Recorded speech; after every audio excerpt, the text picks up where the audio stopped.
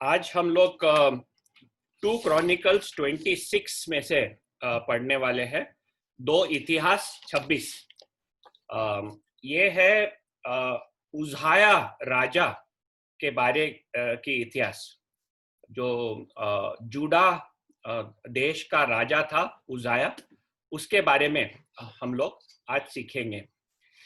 ये आपने पढ़े रहेंगे चैप्टर। इसमें हम देखते हैं कि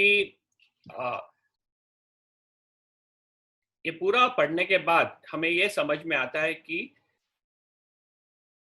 परमेश्वर सिर्फ जो जन के पास स्थिर मन है उनसे प्रसन्न होता है। हमारा मन स्थिर हो, सिर्फ एक स्थिर मन परमेश्वर की ओर परमेश्वर को प्रसन्न करता है। तो आज हम देखेंगे कि जो हृदय है मनुष्य का, उसके बारे में हम क्या सीख सकते हैं, जिसमें से ये स्थिर मन के बारे में हमें समझ में आता है। तो दो चीज हम देखने वाले हैं इसमें। एक तो एक आज्ञाकारी मन के बारे में देखेंगे, और दूसरा वो मन जो फुला मन है। एक स्थिर मन और एक फुला हुआ मन। तो ये दो प्रकार के मन हम देखते हैं, हृदय हम देखते हैं इस घटना में से। हमारे जीवन को हम जब देखेंगे तो कई समय हम हमारे विश्वासी जीवन में अच्छे से विश्वास से चलते हैं, लेकिन कभी कभी हम देखते हैं कि हम बैकस्लाइड होने लगे। हमारे आत्मिक जीवन में हम नीचे नीचे गिरने लगते हैं। हमारा आत्मिक जीवन एक हारा हुआ सा जीवन दिखाई देता है। तो कभी कभी हम काफी उत्तेजन से चलते हैं, विजयी जीवन चलते हैं, और कभी हम देखते हैं कि हमारे जीवन में हम नीचे गिरते हैं। तो पहला आज देखेंगे कि ये आज्ञाकारी मन क्या है। तो ये जो 26वां अध्याय है, ये उज़ाया के बारे में हम देखते हैं कि वो जब 16 साल का था तब वो राजा बना, और उसका राज करीब 52 साल तक उसने राज्य किया। तो 16 साल का एक लड़का था तब वो राजा बना, और वो 52 साल तक, यानी काफी लोगों का उम्र भी इधर 52 साल नहीं रहेगा, ऐसे 52 साल उसने राज्य किया। और उसके राज्य जो पहले भाग में उसने जब राज्य किया, वो हम क्या सीखते हैं इधर चौथे वचन में हम देखते हैं कि जो भी यहोवा के दृष्टि में ठीक है उसने वैसे किया। तो एक आज्ञाकारी जीवन के बारे में हम देखते हैं कि ये यहोवा के दृष्टि में जो ठीक है वो करना। पवित्र वचन में से हमें परमेश्वर की आज्ञाएं पता है। परमेश्वर ने अपने आप को प्रकट किया है कि उसके आंखों में, उसके दृष्टि के अनुसार क्या ठीक है, और उस रीत से जब हम चलते हैं तब हमारा एक आज्ञाकारी मन होता है। उज़ाया हम देखते हैं कि वो जो परमेश्वर के दृष्टि में ठीक था उस रीत से उसने काम किया। फिर हम देखते हैं उज़ाया के बारे में 5वें वचन में कि वो खुद को परमेश्वर को खोजने में लगा था। He set himself to seek God. परमेश्वर की खोज में वो था। तो एक आज्ञाकारी हृदय, आज्ञाकारी मन वो है जो परमेश्वर के खोज में रहता है। बाइबल में लिखा है, seek ye first the kingdom of God, परमेश्वर का राज्य की खोज में रहो। हमारे जीवन को हमें तपासना है, क्या हम परमेश्वर की खोज में, कौन है ये परमेश्वर, वो क्या चाहता है मेरे जीवन में, क्या मैं करूं जिससे वो प्रसन्न हो, क्या मैं दूर रखूं मेरे जीवन में जो जिससे मेरा जीवन अपवित्र हो जाता है। इस खोज में हम देखते हैं एक आज्ञाकारी मन, हमें आज्ञाकारी मन तब मिलता है जब हमारा मन, हमारा हृदय परमेश्वर के खोज में रहता है। जब के खोज में हमारा मन हो तब आज्ञाकारी मन नहीं रहता, परमेश्वर की खोज में। और उजाया का हम देखते हैं कि वो परमेश्वर की खोज में था।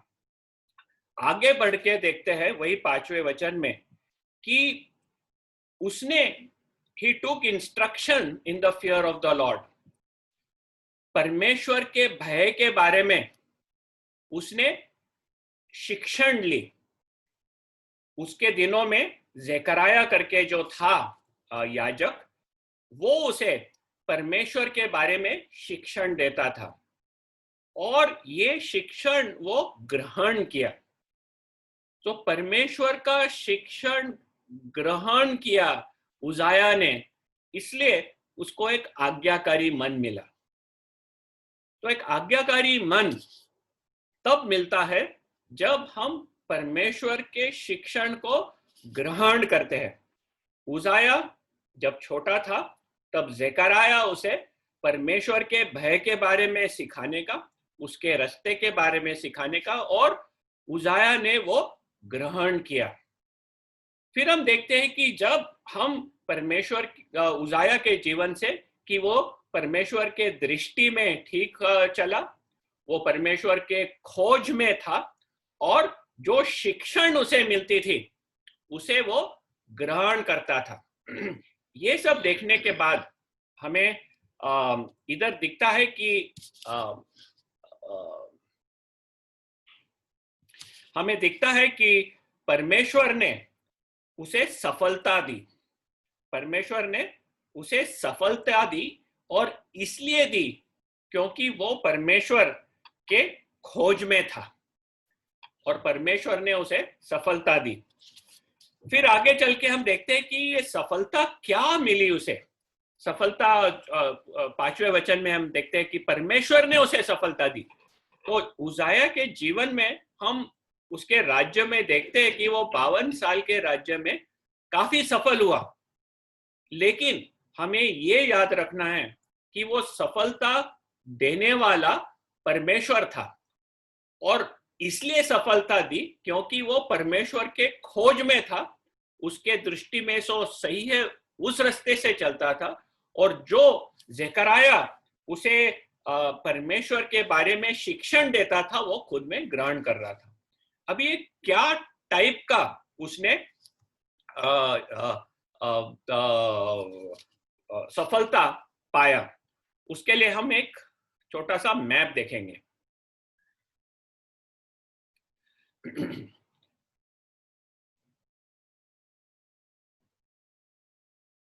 तो ये है आपके सामने इज़राइल का मैप, ठीक है। और इस मैप में हम देखते हैं कि नीचे बाजू हम देखते हैं कि जूडा देश, जो उजाया जिसके ऊपर राज करने का, तो ये जो ब्लू में है वो है जो एरिया में उजाया का राज्य ठहरा था। और ये जो लाइन दिखती है ब्लू में, आमोन, ईडोम, अरब, ये देश थे जो उसको भेंट देने के, they used to give tribute to उजाया, यानी उनको हर साल कुछ पैसे या चीजें उजाया को देना पड़ता था ताकि वो सुरक्षित रहे। तो पहले तो हम देखते हैं कि फिलिस्तियों, 6ठे वचन में फिलिस्तियों के बारे में, वो फिलिस्तियों के विरुद्ध वो गया, फिलिस्तिया यानी ये साइड में जो है, ठीक है। तो ये पूरा फिलिस्तियों का एरिया है, उसने आधा कब्जा कर लिया। उजाया ने फिलिस्तियों का आधा कब्जा कर लिया। उसने जो उधर दिवाले थे, गाथ में, जाबना में, एशडॉड में, ये सब इधर उसके शहर है। ये एशडॉड है, इधर गाथ है। और हम देखते हैं कि उधर उसने उनके दीवाले तोड़ दी और अनेक शहर उसने बांधा उधर, जिधर इजरायली लोग जाके रह सके। और एशदोद एरिया में, ये एशदोद का जो एरिया है, उधर उसने जाके शहर बांधे। और हम देखते हैं 7वें वचन में कि परमेश्वर ने उसे मदद किया ये फिलिस्तियों को हराने के लिए। बाद में हम 7वें वचन में और देखते हैं तो उसने जाके आराब यानी इधर थे, ये जो आराब है इदोम के नीचे, उनके ऊपर उसने विजय पाया। फिर गुरबाल करके है, गुरबाल एरिया वो इधर है, गुरबाल। और मियोनाइट्स, ये मियोनाइट्स, ये है मियोनाइट्स। ये जो पूरा एरिया जो है उसको उसने कब्जा कर लिया, उनके ऊपर जीत पाया उसने। इसलिए ये जूड़ा जो छोटा हो गया था, अभी ये पूरा भर के बड़ा हो गया। और ये सब हुआ उजाया के राज्य के वक्त। आगे चल के देखते हैं कि आमोन, 8वें वचन में, कि आमोन देश उसे भेंट देने लगी। दर साल उन्हें पैसे या चीजें जूडा के राजा को देना पड़ता था। और ये साइड है, इजिप्ट क्या साइड आता है, ये बाजू हम देखेंगे तो इजिप्ट, तो उसका जो है, इजिप्ट का जो देश है, उसके बॉर्डर तलक उसका ये अधिकार जाने लगा। 8वें वचन में हम देखते हैं। और वो बहुत शक्तिशाली हो गया। 8वां वचन, बहुत शक्तिशाली हो गया। जेरूसलम जो शहर है, उधर वो गुम्मट बांधा। हम देखते हैं कि उधर उसने गुम्मट बांधा। और आगे चल के 10वें वचन में देखते हैं कि जो विल्डरनेस है, विल्डरनेस यानी ये जो एरिया, उसको विल्डरनेस कहते हैं। विल्डरनेस यानी एक डेजर्ट, खाली सा जमीन, उधर उसने काफी गुम्मट बांधे। ये एरिया में उसने जो स्क्वायर दिखते हैं, उसने उधर गुम्मट बांधे। और उसने हौद भी खोदे, उधर पानी निकालने के लिए हौद खोदे, गुम्मट बांधे, क्योंकि उसके पास काफी जानवर थे तो उनको रहने के लिए। तो ये सब जो जगह है, ये सब उसके कब्जे में आया। आगे पढ़ के हम 11 से 15 देखेंगे तो उधर दिखाया गया है कि उजाया जो था, उसके पास एक बहुत बड़ी सेना थी, बहुत बड़ी सेना। उसके सेना के जो अधिकारी लोग थे, वही 2600 अधिकारी जैसे जो काफी वीर लोग थे उसके पास थे। और उसके सेना में 307,000 लोग, सैनिक थे। 307,000 सैनिक। ये जो संख्या जब देखते हैं 307,000, काफी बड़ी सेना इसे हम कहते हैं। और उसे युद्ध करने में ये सेना बहुत बल से युद्ध कर सकती थी, ऐसी सेना थी उसके पास। और इस सेना के लिए वो जितने इक्विपमेंट चाहिए, इधर लिखा है, जो भी उसको चाहिए, ढाले, भाले, टोप, झिलम, धनुष, गोफन के पत्थर तैयार किए 14वां वचन में। और 15वें वचन में यह भी बताया है कि फिर उसने यरूशलेम में गुम्मटों और कंगूरों पर रखने को चतुर पुरुषों के निकाले हुए यंत्र भी बनाए। तो उसके समय में उन लोग ने ये यंत्र बनाए जिसके द्वारा बड़े बड़े पत्थर फेंके जा सकते थे। तो ये जो उसने गुम्मट बनाए थे वो गुम्मट के ऊपर रखे, ताकि कोई भी सेना उनके विरुद्ध आई वो गुम्मट को कब्जा करने के लिए। तो ये जो यंत्र थे वो बड़े बड़े पत्थर उनके ऊपर फेंक सकते थे। तो इस तरह हम देखते हैं कि उसने एक बहुत शक्तिशाली सेना तैयार की थी। और उसका जो इधर लिखा है कि उसकी कीर्ति दूर दूर तक फैल गई। His fame spread far and wide, क्योंकि उसे अद्भुत सहायता यहां तक मिली कि वह सामर्थी हो गया। उसे एक अद्भुत सहायता मिली। कि ये सहायता देने वाला कौन था? परमेश्वर यहोवा था। और उसने ये सहायता दी जिसके द्वारा वो उसका राज्य बहुत बड़ा और चौड़ा बनाया था। उसी समय इज़राइल जो देखते हैं हम ऊपर, उधर जेरोबोआम करके राजा था। वो राजा भी काफी सक्सेसफुल था और उसने भी अपना राज्य काफी चौड़ा बनाया था। लेकिन जैसे हम ये कथा पढ़ते हैं, हम देखते हैं कि दोनों देशों में बाद में पाप बहुत भयानक रीत से स्थापन हो गया।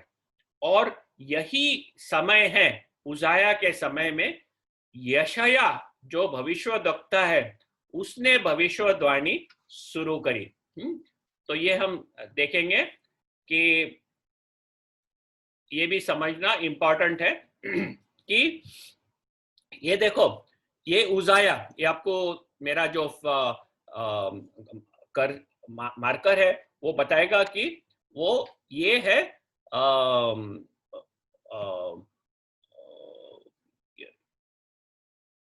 ये उजाया इधर आता है।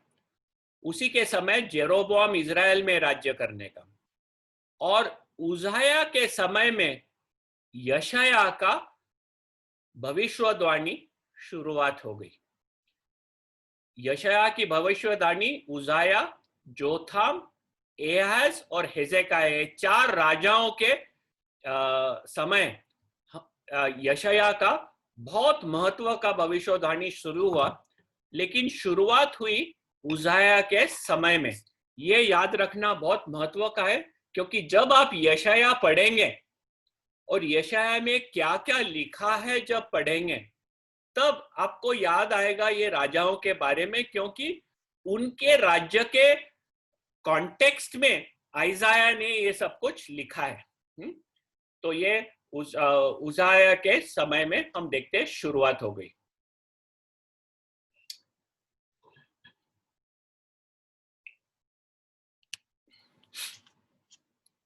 फिर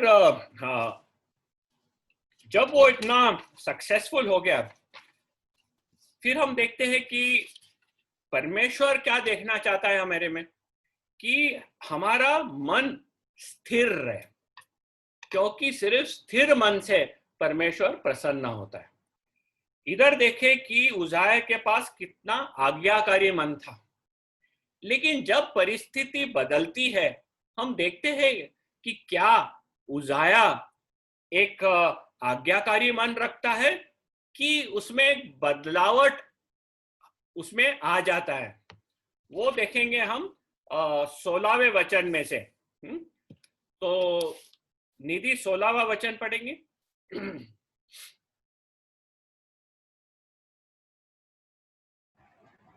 परंतु जब वह सामर्थी हो गया तब उसका मन फूल उठा और उसने बिगड़कर अपने परमेश्वर यहोवा का विश्वासघात किया, अर्थात वह धूप की वेद पर धूप डालने को यहोवा के मंदिर में घुस गया। हाँ, थैंक यू। तो हम देखते हैं इधर कि किस तरह वो जब सामर्थी हुआ उसका मन फूल गया। ये है फूला हुआ मन। पहले देखे आज्ञाकारी मन, अभी हम देखेंगे एक फूला हुआ मन। तो मन कब फूल जाता है? जब हम सामर्थी होते हैं तब हमारा मन फूलने लगता है। उजाया का वही हुआ। हमने देखे कि कितना परमेश्वर ने उसे ब्लेसिंग्स दिया, कितना परमेश्वर ने उसे सक्सेसफुल बनाया, लेकिन ये सब के बाद, ये सफलता के बाद उसका मन फूल गया। ये चीज से हम सब जन को सावधान रहना चाहिए। जब कठिन परिस्थिति आती है, हम लोग नम्रता से परमेश्वर की ओर जाते हैं, उससे सीखते हैं, उसके बातें समझते हैं, उसके अधीन रहते हैं। लेकिन जब हम सफल हो जाते हैं तब हम थोड़ा सा कंफर्टेबल हो जाते हैं। हमें लगता है कि सब कुछ ठीक है। हमें ऐसा लगता है कि ये सफलता हमें हमारे मेहनत से हमने प्राप्त करी है। उजाया को लगा रहेगा कि मेरे शक्तिशाली सेना से मैंने ये सब प्राप्त किया है। सोचा नहीं कि वो शक्तिशाली सेना उसको दिया कौन, और वो सब देखकर वो फूल गया।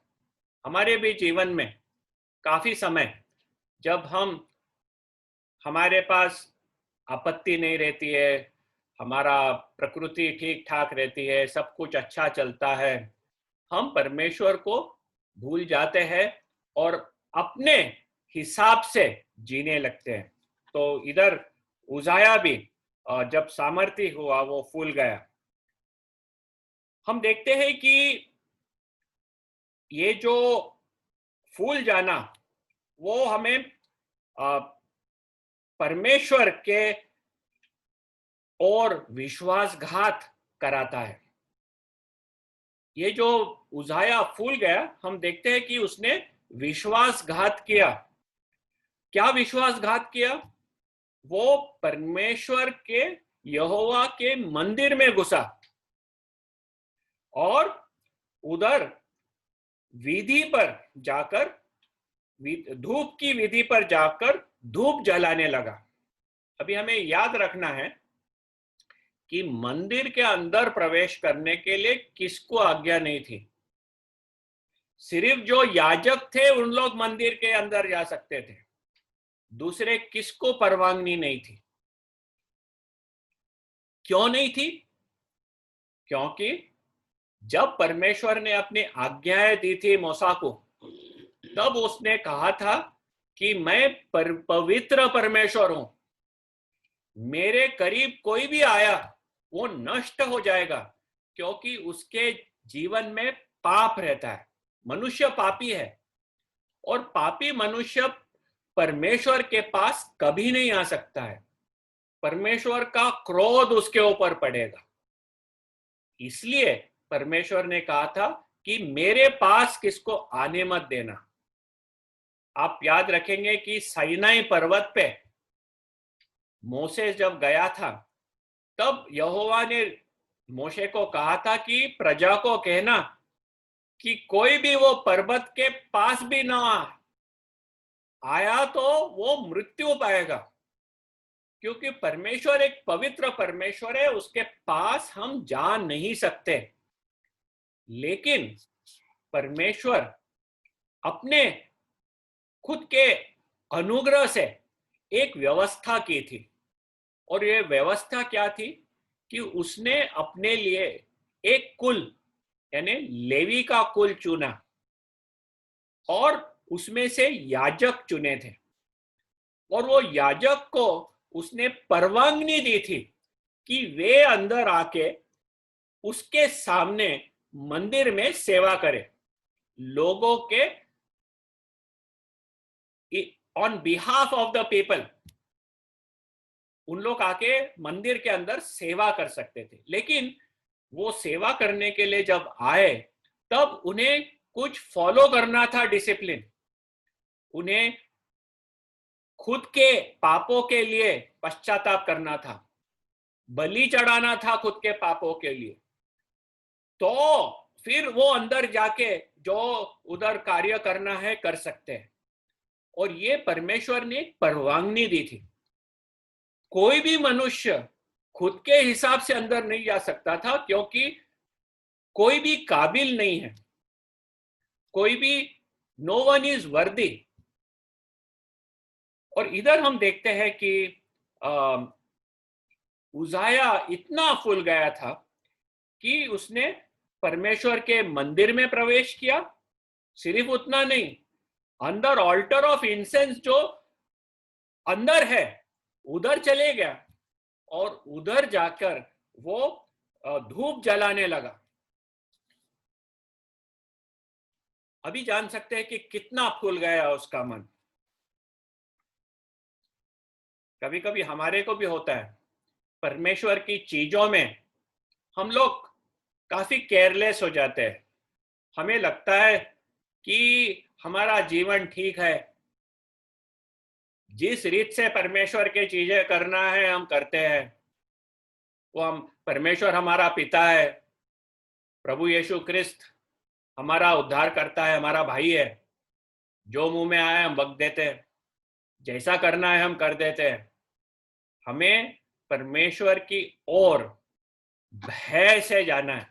हाँ, अभी उस समय जो भय था वो हमें नहीं है, क्योंकि हमारे पापों का उद्धार हो गया है। हमारे पापों के लिए जो बलि चढ़ाना है वो प्रभु यीशु ख्रिस्त ने खुद को चढ़ा दिया। लेकिन ये परमेश्वर कितना पवित्र है, उसके साथ कितने आदर के साथ हमें उसके आगे जाना है। और जब वो हमें परवानगी देता है, हम जो भी उसके ऊपर विश्वास किया है, उसने हम सब जन को याजक बना दिया है। परमेश्वर ने सब विश्वासियों को याजक बनाया है। पत्रस के पत्र में हम देखते हैं, we are all priests unto God. हम यहोवा के याजक हैं। इसलिए हमें परवानगी है परमेश्वर की ओर जाने के लिए। लेकिन जब जाते हैं, कितने ग्रेटफुल माइंड से, कितने सिंसियर हार्ट से हमें उसके पास जाना है, बिना डर जाना है। लेकिन पापी मन से, केयरलेसली हमें नहीं जाना है। फिर हम देखते हैं कि जो उसका मन फूला था, तो एक तो पाप तो कर दिया, अंदर गया, वेदी के ऊपर धूप जलाने लगा। लेकिन जब उसे चेतावनी दी गई, उसे करेक्ट करने के लिए उधर का याजक ट्राई किया, हम देखते हैं कि उसने वो स्वीकारा नहीं। अजराया करके याजक था। तो ये अजराया याजक जैसे उजाया मंदिर के अंदर गया, अजराया जो याजक था उसके पीछे गया और उसके साथ 80 वीर याजक थे, उन लोग भी गए और उसने जाकर उसका सामना किया, उजाया का सामना किया उन लोग ने, और उसे कहा कि जो तू कर रहा है वो ठीक नहीं है। सिर्फ याजक लोग आके इधर धूप जला सकते हैं। जो तू कर रहा है, तुझे यहोवा के तरफ से कोई आदर नहीं मिलेगा। ये गलत काम है, ये बंद कर दे, निकल। ये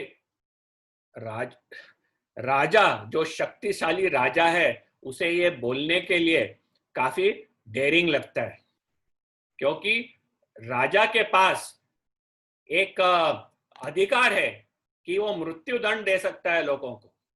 और हम काफी समय देखते हैं बाइबल में, जिधर जो परमेश्वर के नबी थे, उन्हें कितनी बुरी तरह से राजाओं लोग ने सताया है, किस किस को मार भी डाला है। तो ये जो अजराया राजा याजक था, उसे काफी धीरज से जाके राजा का सामना करना पड़ा और उसने किया। परमेश्वर ने उसे एक चेतावनी दी और एक अपॉर्चुनिटी भी दी। परमेश्वर ने अपने याजक को चेतावनी करने के लिए भेजा और एक अपॉर्चुनिटी देने के लिए एक संदेह, करेक्ट, अपॉर्चुनिटी, मौका देने के लिए उसने ये याजक को भेजा, उसके पाप को प्रकट करने, ताकि उसे एक मौका मिले अपने पाप को कबूल करके पश्चाताप करने के लिए। हमारा परमेश्वर हमेशा ऐसा परमेश्वर है कि जब हम पाप करते हैं वो हमें खत्म नहीं कर देता है, वो फेंक नहीं देता है हमें। वो जानता है हम क्या है, वो जानता है कि हम मिट्टी है, हम कमजोर है।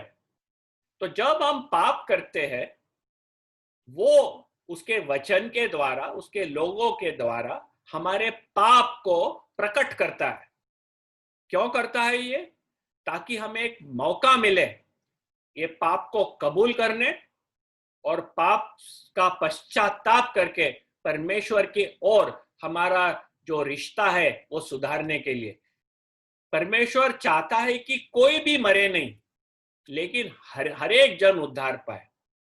तो इधर हम देखते हैं कि अज़राया जाके उज़ाया को भी ये चेतावनी देता है और उसके पाप से फिरने के लिए वो उसे बोलता है। लेकिन हम देखते हैं कि पहले दूसरा एक राजा था जिसे चेतावनी मिली थी, वो था दाऊद राजा। जब उसने बादशिपा के साथ एक भयानक खराब काम किया था, उसके पति को उसने मारवा डाला था, और इस भयानक काम के बाद जब उसने अपने नबी को भेजा दाऊद, हम देखते हैं उसका पाप प्रकट हुए साथ ही उसने पश्चाताप किया, परमेश्वर के सामने नम्र हो गया, अपने पाप को कबूल किया, और परमेश्वर ने उसे माफी दी और कहा कि he is a man after my own heart. ये मेरे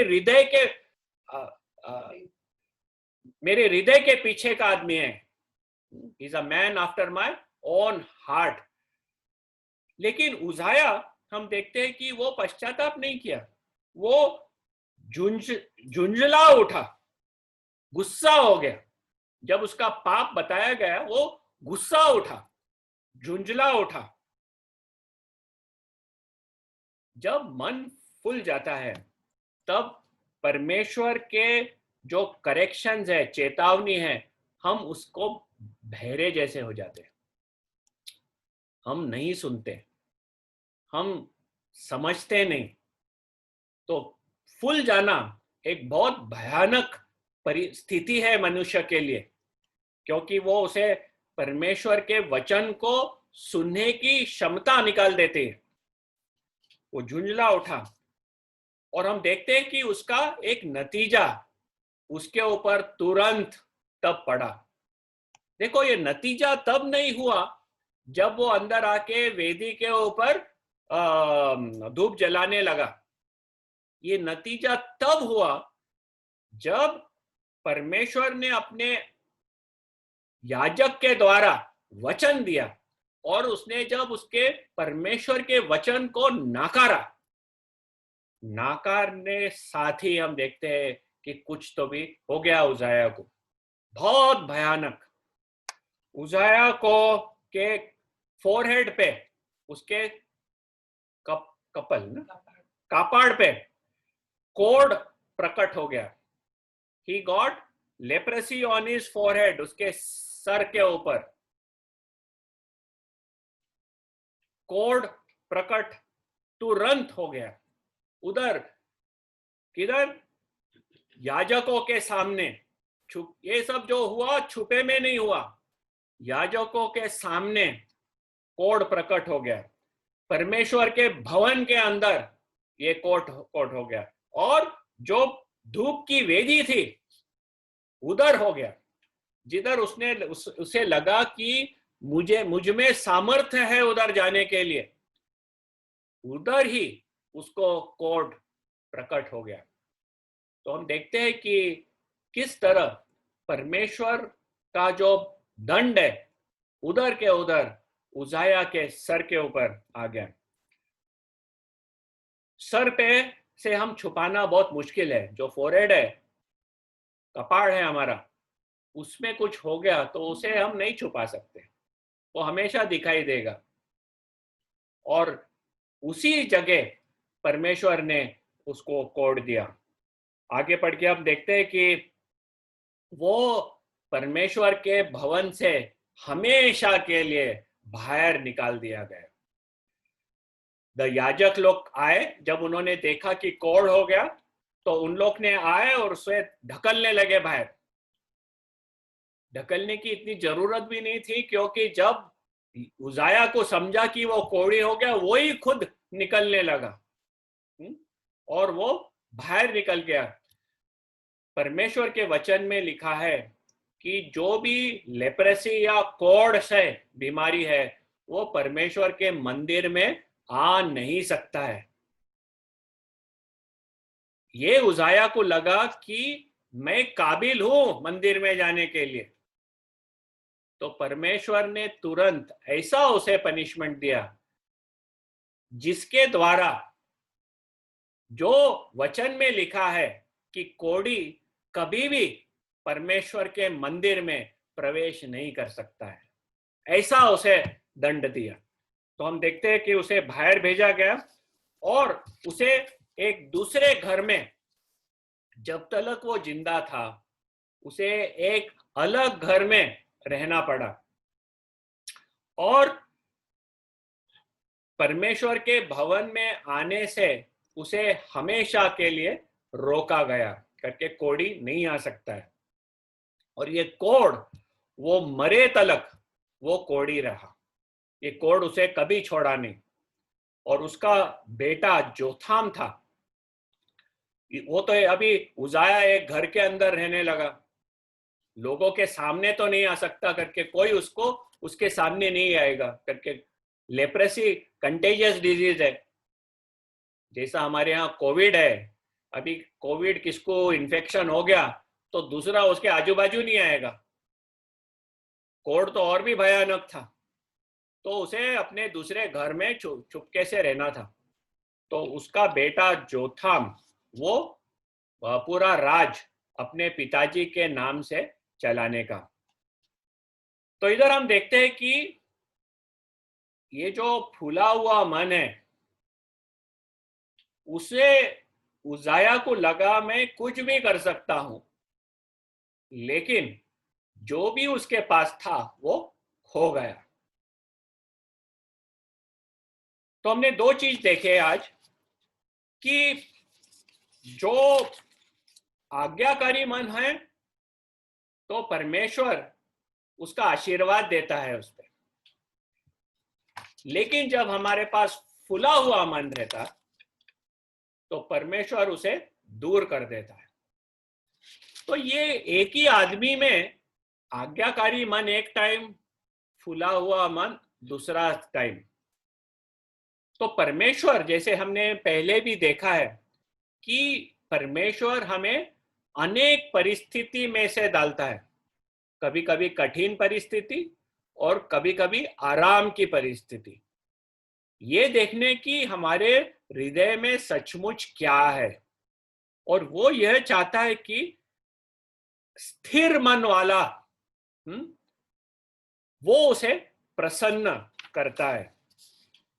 उजाय की ये इतिहास से हम देखते हैं कि मनुष्य के जीवन में एक पापी नेचर है। There is a sinful nature in man.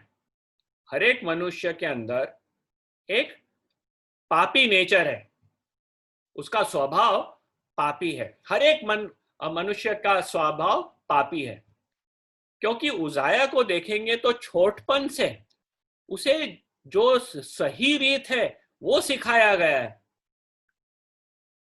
वो सही चीज भी किया, सफल भी हुआ। इससे ज्यादा परमेश्वर क्या कर सकता है आदमी को? लेकिन ऐसा आदमी जो उजाया है वो भी पापी निकला। बाइबल में लिखा है कि all have sinned and fall short of the glory of God. हर एक जन पापी है और परमेश्वर के गौरव से वो कम पड़ता है। इस दुनिया में एक भी जन नहीं है जो परमेश्वर के स्टैंडर्ड पे आता है। तो हर एक जो राजाओं के बारे में हम सीखेंगे तो यही प्रकट होता है कि पाप मनुष्य के स्वभाव में बसा हुआ है। कोई भी आदमी अपने खुद के शक्ति से, खुद के एफर्ट से परमेश्वर के सामने कभी धार्मिक नहीं ठहर सकता। ये जो अच्छा राजा था वो भी धार्मिक नहीं ठहर सकता है। इधर से हम देखते हैं कि एक मसीहा की बहुत जरूरत है, एक मसीहा की बहुत जरूरत है। और ये जो हमने देखे, और वो स्क्रीन वापस शेयर करता हूं मैं,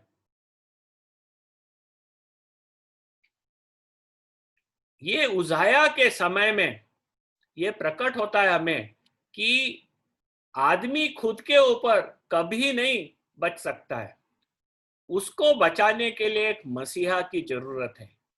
और ये मसीहा के बारे में प्रकट करने के लिए हम देखते हैं यशाया का किताब, और जो यशाया ने भविष्यवाणी दी थी वो सब मसीहा के बारे में, कि मनुष्य खुद के ऊपर कितना पापी है, कुछ नहीं कर सकता, और परमेश्वर ने मसीहा कैसे तैयार किया है ताकि हमारा उद्धार हो जाए। तो हम देखते हैं इधर कि मसीहा की जरूरत कितने महत्व की है।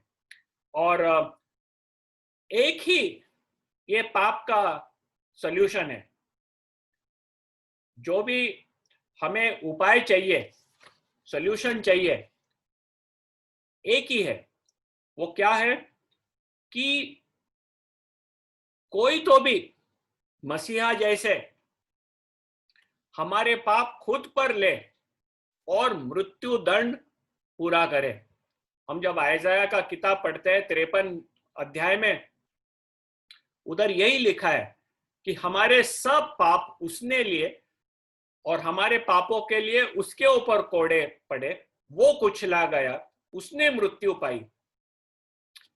फिर हमारा उस बलि के साथ जुड़ जाना बहुत महत्व का है, ताकि हमारा जो जूना मनुष्य है वो भी मृत्यु पाए करके। ये जूना मनुष्य कभी नहीं सुधर सकता।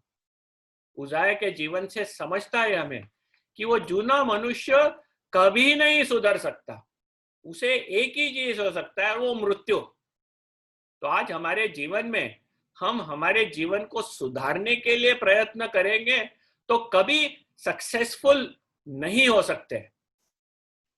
हमारा हम जब प्रभु यीशु ख्रिस्त के ऊपर विश्वास करते हैं उद्धार का कर्ता करके, तब पवित्र आत्मा लेके हमें उसके मृत्यु के साथ जोड़ देता है।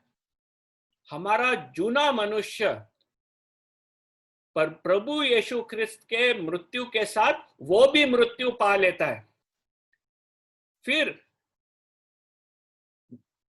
एक सही जीवन, आज्ञाकारी जीवन जीने के लिए परमेश्वर हमें एक नया जन्म देता है, बॉर्न अगेन। वो हमें एक नया जीवन देता है। We are raised to a new life.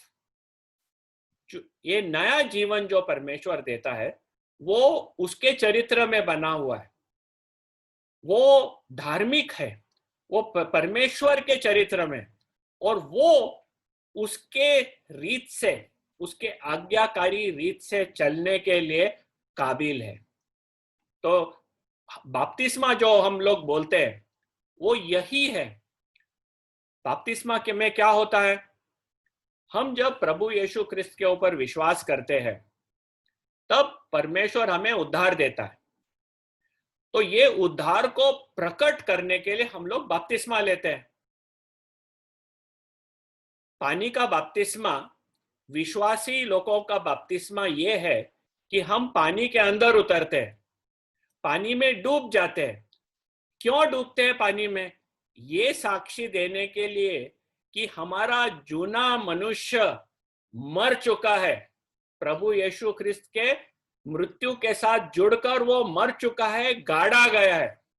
जब वो पानी के अंदर जाता है उसका ये चित्र है कि वो गाड़ा गया, और जब वो वापस निकलता है पानी में से, ये बताने के लिए कि उसे एक नया जीवन दिया गया है, और ये नया जीवन परमेश्वर के चरित्र में बना है। इसलिए हमेशा जब भी कोई उद्धार पाता है उसे पानी का बपतिस्मा लेना बहुत महत्व का है, और वो लेने से हम एक साक्षी देते हैं पूरे जग को कि हमारे में एक बदलावट आई है, हमारा जूना मनुष्य मर गया, हम गाड़े गए, हमें एक नया जीवन परमेश्वर ने दिया है। इसलिए हम लोग बोलते हैं बॉर्न अगेन, नया जन्म। इसका मतलब ये है।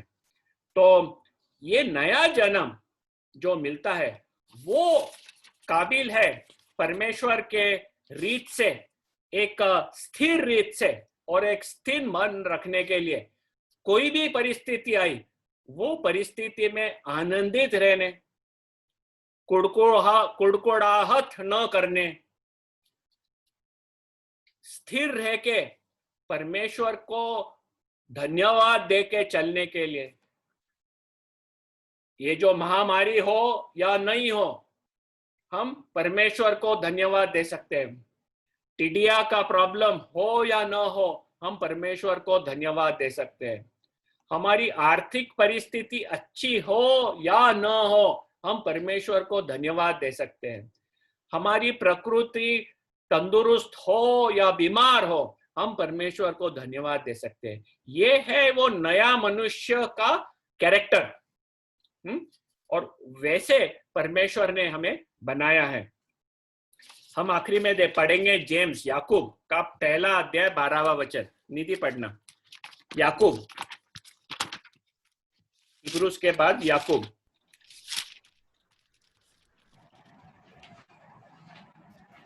पहला अध्याय 12वां वचन।